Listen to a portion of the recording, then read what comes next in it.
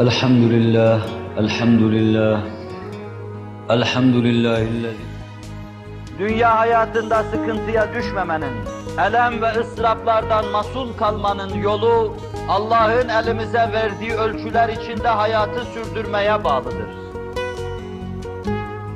Kalbini ve ruhunu ihmal etmiş bir insanın ahirette mesut olması düşünülemez. Maddi manevi her iki yönüyle de muvaffakiyet, bir kısım mahrumiyetlere katlanmaya bağlıdır. Ve katiyen biliriz ki ne yemek içmekle, ne yatıp kalktığımız yerlerdeki ihtişam, debdebe ve lüks ile, ne de sırtımıza geçirdiğimiz elbiseyle Allah bize bakmamaktadır. Çok yemeye, çok içmeye ve rahat yaşamaya alışmış bir insanın kılı kırk yararcasına meşru gayrimeşrudan ayırması pek düşünülemez. Var mı bu kadar yürekli bir insan içinizden? Temenna edilecek yerde her şeyi tepecek, itecek kadar iradesi olan biri var mı? Resulullah'ın çizgisinde ittifak edin, ta ihtilafa düşmeyesiniz. Allah yardımcınız olsun.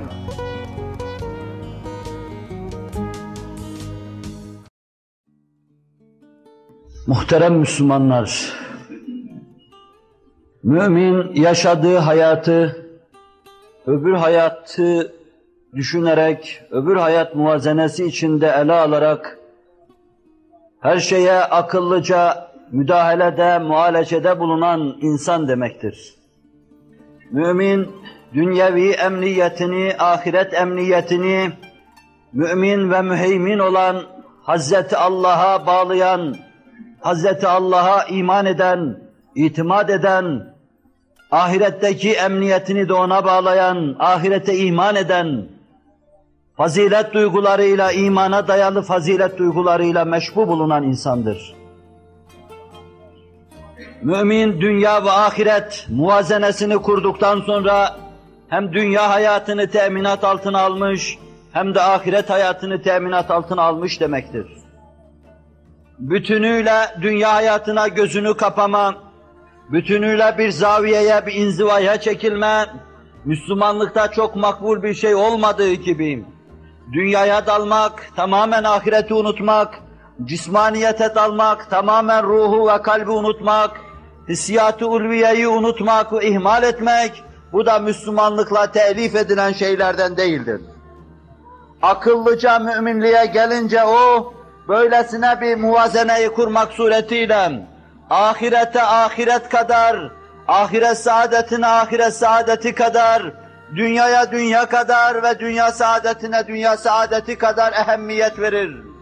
Her birisinin ucundan o kadar tutar, o kadar kazanmaya çalışır, o kadar arkasından koşar ve o kadar peşinde olur.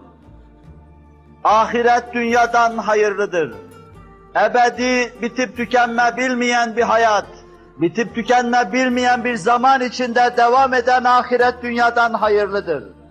Mümin gözünün biriyle dünyaya bakarken, bir diğeriyle ahirete bakacak, muvazenenin bozulmamasına dikkat edecektir. Belli dönemlerde dünya ve ukba muvazenesi bozulmuş. İnsanımızın bir kısmı hususiyle düşünürlerimiz, dünyaya ait meseleleri ihmal etmiş, zaviyelere, tekkelere, küfufa, mağaralara çekilmiş, hayata sırtlarını dönmüşler. Hayat parça parça olmuş, o milletin başına yıkılmıştır. Başka bir dönemde ise balıklamasına, maddeye ve cismaniyete dalınmış. Dünyaya dalınmış, ukba tamamen unutulmuş. Ukbaya ait hayra karşı göz kapanmış ve kulak tıkanmıştır. O zaman da dünya yine o müminlerin başına parça parça olmuş, yıkılmıştır. Dünya ve ukba her ikisinin de muvazene içinde ele alındığı devirlerde ise o milletler mesut ve payidar olmuşlardır. Aleyhissalatu vesselamın bi'setine badim, peygamberlik vazifesiyle aramızda arz-ı endam etmesine badi meselelerin en mühimlerinden bir tanesi budur. Dünya ve ukba muvazenesini getirmem, nazarları ahirete tevcih etmem, ahirete bağlılık içinde dünyayı da mamur kılmam. Onun içindir ki kendisim, ahirete müteveccih nazarıyla, dünya nimetlerinden o kadar istifade etmiş, ailesi de o kadar istifade etmiştir. Bir hususun bu zaviyeden izahını huzurunuza getirmek istiyorum. Resul-i Ekrem aleyhissalatu vesselam al ve yakınlarına, akrabalarına, Beni Haşim'e sadaka ve zekat haram kılınmıştır. Aleyhissalatu vesselam milletin sadaka ve zekatlarını almıyor, yemiyor ve istifade etmiyordum. Aleyhissalatu vesselamın alı da sadaka ve zekat almadan mahrum bırakılmıştır. Bunlar dünya nimetleriydi. Herkes bunlardan istifade edecek fakat Hazreti Muhammed ve akrabaları istifade edemeyeceklerdi. Aleyhissalatu vesselam kendine tatbik ettiği rejmi ailesine de tatbik ediyordu. Milletin mihrabı minberi sayılabilecek ehli beyti de mahrum ediyordu nimetlerden. Kudüve saydığı kimseleri nimetlerden mahrum ediyordu. Yoksa örnek olamazlardı. Kendi nasıl yaşadım? Seyyidetina Hazreti Ayşe'nin öyle yaşamasını istiyor. Seyyidetina Hazreti Fatıma'nın öyle yaşamasını istiyor. Seyyidina Hazreti Hasan ve Hazreti Hüseyin'in de öyle yaşamasını istiyordum. Size birkaç defa arz etmişimdir. Hayatlarının sonuna kadar da öyle arz ettiler. Elinde altın zincir veya boynunda Resul-i Ekrem'in huzuruna çıktı. O kıyamete kadar gelecek velilerin anası. Hazreti Hasan'ın ve Hazreti Hüseyin'in anası. Nakşibendi Hazretlerine ninelik yapan Hazreti Fatıma. Şah-ı Geylani'ye ninelik yapan Hazreti Fatıma. Hazreti Şazeli'ye, Bedevi'ye, Ahmet Rufai Hazretlerine annelik, ninelik yapan Hazreti Fatıma. Aleyhissalatu vesselam da bunlardan ötürü ona ihtimam gösteriyordu. Rukiyesi, Ümmü Gülsüm'ü, Zeynep'i olmuştu onun. Fakat hiçbirine Fatıma'ya karşı duyduğu şeyi duymamıştım. Onlara karşı da refik, şefiktim. İnce bir kalbi vardı. Fakat Fatıma'yı bir kubbe gibi koruyordu. Zira o muhteşem kubbenin altında kıyamete kadar altın halkalar, elmas halkalar gelişecekti. Bu elmas zincirin, altın zincirin başı, ana Hazreti Fatıma, boynunda dünyaya ait bir altın zincirle huzuru Risalet Fenahi'ye çıkar. Allah Resulü kaşlarını çatar. Kızım Fatıma ister misin halk desin? Peygamberin kızı boynunda cehennemden bir halka taşıyor, ister misin desinler. O boynundaki zinciri çıkarır satar. Hürriyetini kaybetmiş bir esir alır, hürriyete kavuşturur.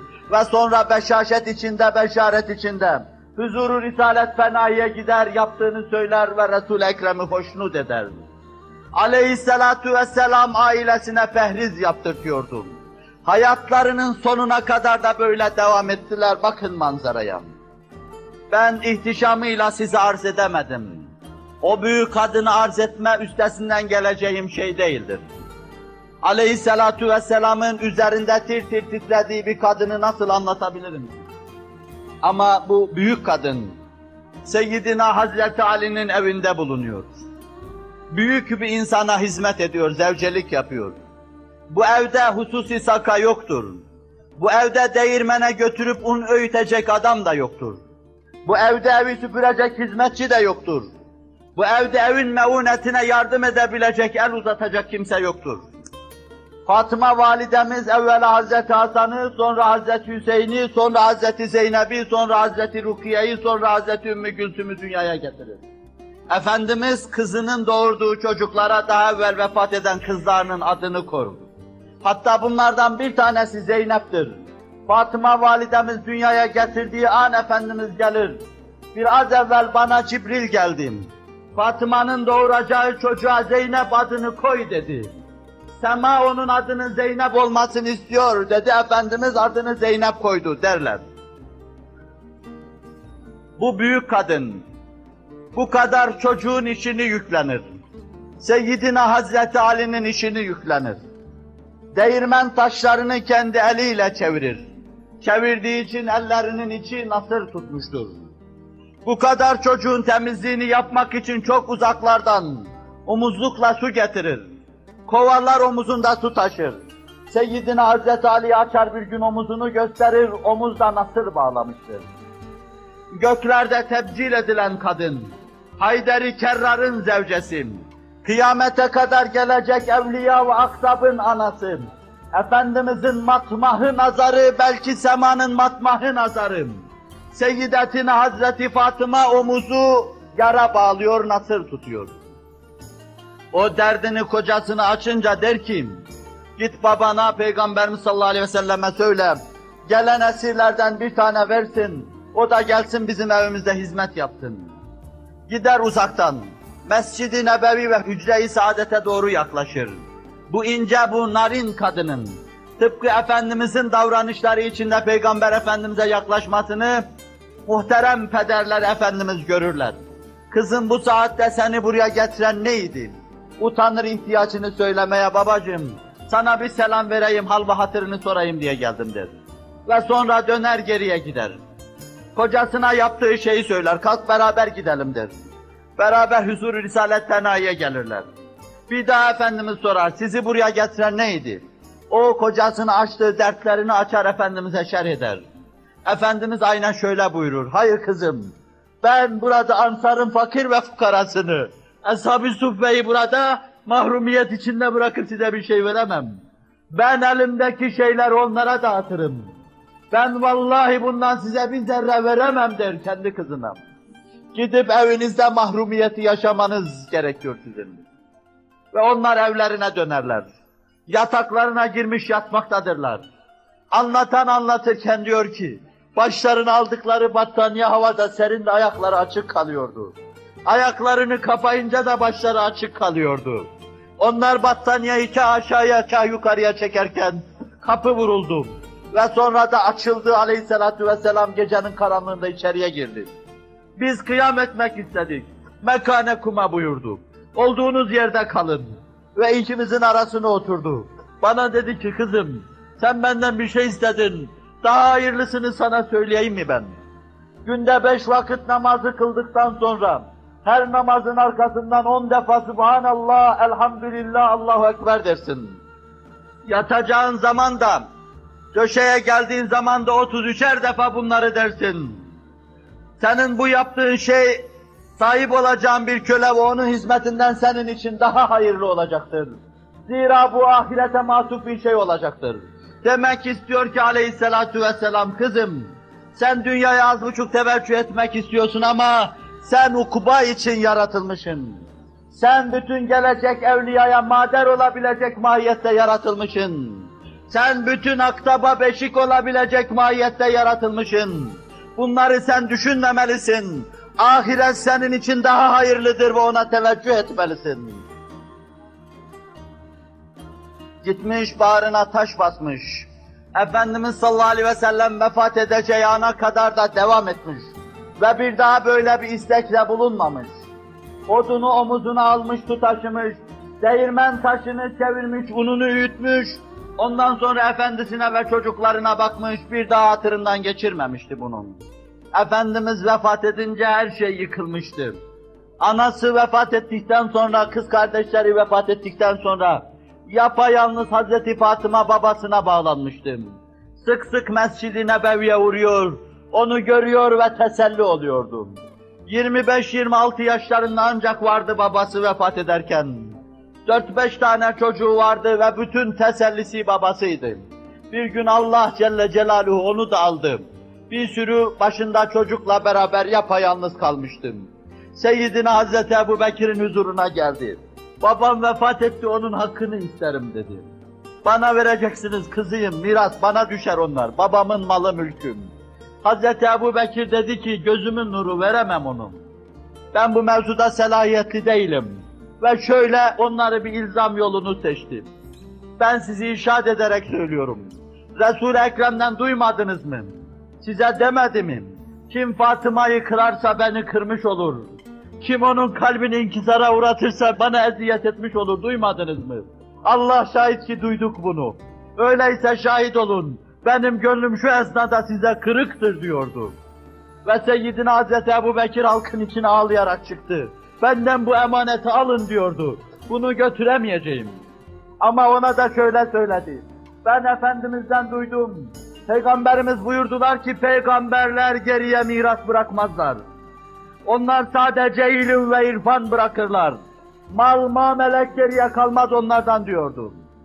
Bağrına taş bastı.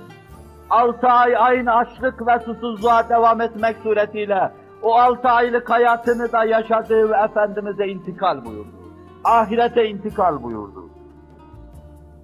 Aziz Müslümanlar, ruhun gelişmesi, insanın fazilet duygularının inkişaf etmesi, insanın yüceleşmesi, dünyayı düşünürken onun yanı başında ahireti düşünmeye vabestedir. Her gün birkaç defa tablolarıyla, temessülatıyla ahiret gözünün önünde canlanmayan insanın muvazeneli yaşaması pek düşünülemez. Dünyaya ait lokmaları ağzına korken, mideye indirirken ukbayı da düşünecektir. Burada istifade ettiği her şeyi bir bakıma oradan alıp itlaf ve israf ettiğini düşünecektir.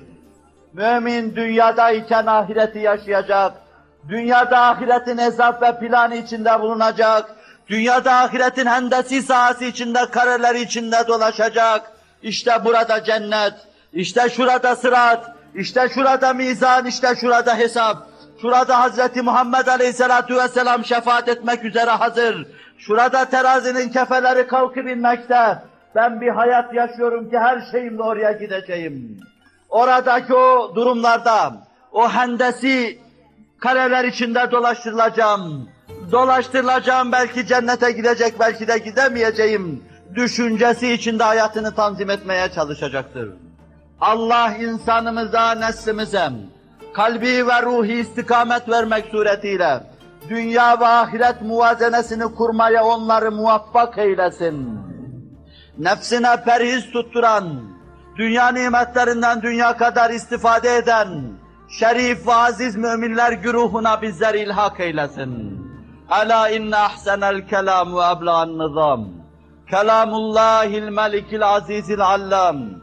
كما قال الله تبارك وتعالى في الكلام وإذا قرئ القرآن فاستمعوا له وأنصتوا لعلكم ترحمون أعوذ بالله من الشيطان الرجيم بسم الله الرحمن الرحيم واعبد ربك حتى يأتيك اليقين صدق الله العظيم بارك الله لنا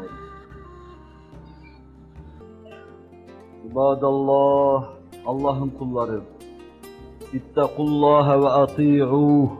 Allah'a karşı çok saygılı olun. Küçüklüğünüz kadar, hakaretiniz kadar, onun büyüklüğü, azameti kadar, ihtiyacınız kadar, onun size vereceği nimetler kadar, kevn-ü mekanlar kadar Allah'a karşı saygılı olun. Allah'tan çok korkun, Allah'ın himayesine girin ve Allah'a itaat edin. İnna Allah ya'muru bil adli vel ihsani ve ita'i zil kurba. Muhakkak Allah adaletle emrediyor. Doğru olan kitab-ı mübini dosdoğru yaşamakla, Kur'an'ın emirlerini hayata hayat kılmakla, İslam'ı pratik hayatta canlandırmakla size emrediyor. En geniş manasıyla ihsanla, sizi yaratan Rabbinize, görüp gözeten Rabbinize, nimetlerle perverde eden Rabbinize, yerden nimetleri fışkırtan, gökten sağanak sağanak nimet yağdıran Rabbinize, onu görüyor gibi kulluk yapmakla size emrediyor. Siz onu görmeseniz dahi binlerce hadiseyle o mevcudiyetini size hissettiriyor ya. Ve yine en geniş manasıyla yakınlarınıza bir şey vermekle, şu yüksek İslam dininin ufkunuzda şehbal açması istikametinde, yakın daireden başlayıp servetinizi sarf etmekle size emrediyor. وَيَنْهَا عَنِ الْفَحْشَاءِ وَالْمُنْكَرِ وَالْبَغِيِ يَعِذُكُمْ لَعَلَّكُمْ تَذَكَّرُونَ. Ahlaksızlığın her çeşidinden, gizlisinden, açığından, büyüğünden, küçüğünden, dinin emirlerini tanımayıp terkeşlik yapmanın, Allah ve Resulullah'a baş kaldırmanın, gaflet ve daraletin, küfür ve küfranın her çeşidinden sizi nehyediyor. Ve dini mübin İslam'ın, şeriatı garranın, Resulü Zişan ve sahibi Kur'an'ın çirkin gördüğü şeylerden sizi nehyediyor. Böylece size nasihat ediyor, Ta düşünesiniz, kendinize gelesiniz, kendinizi bulasınız, emni eman içinde yaşaya, emniyetle cennete dahil olasınız.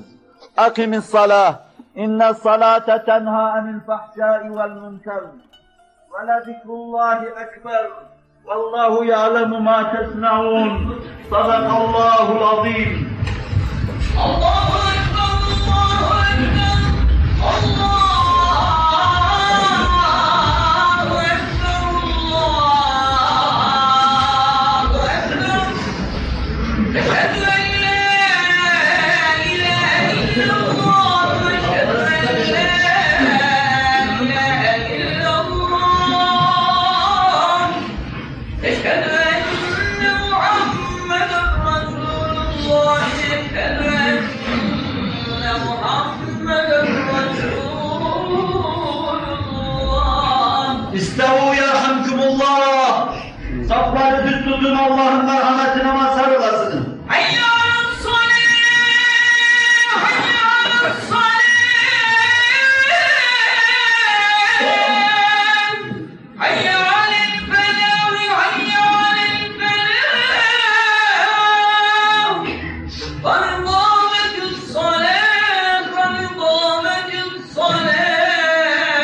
Allahu Ekber, Allahu Ekber. La ilahe illallah. الحمد لله رب العالمين الرحمن الرحيم مالك يوم الدين إياك نعبد وإياك نستعين اهدنا الصراط المستقيم صراط الذين أنعمت عليهم غير المغضوب عليهم ولا الضالين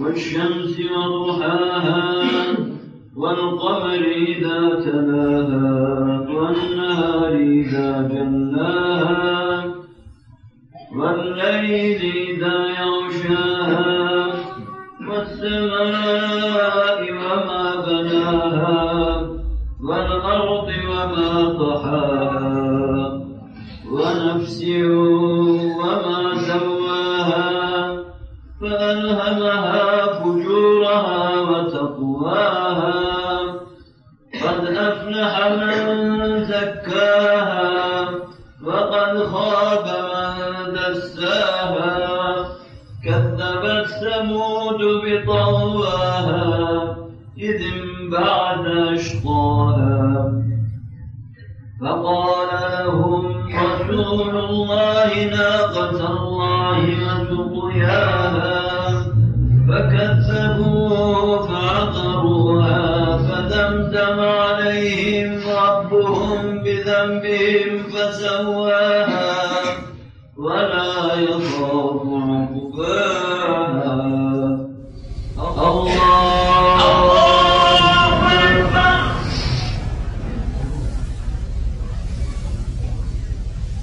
سمع الله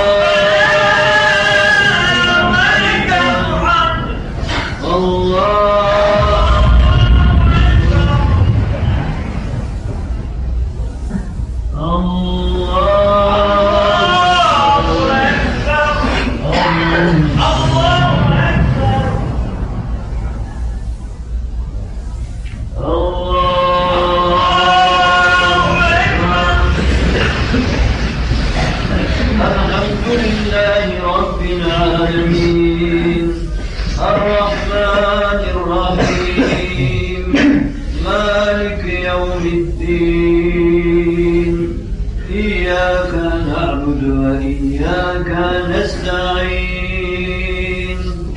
اهدنا الصراط المستقيم صراط الذين أنعمت عليهم غير المغضوب عليهم ولا الضالين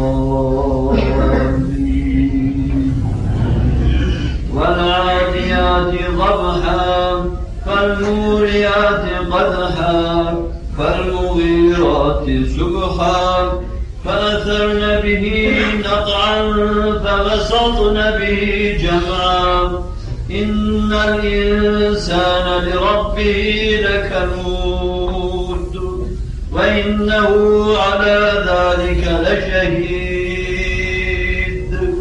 وإنه لحب الخير لشديد أفلا يعلم إذا بعثر ما في القبور وحصل ما في الصدور إن ربهم بهم يومئذ لخبير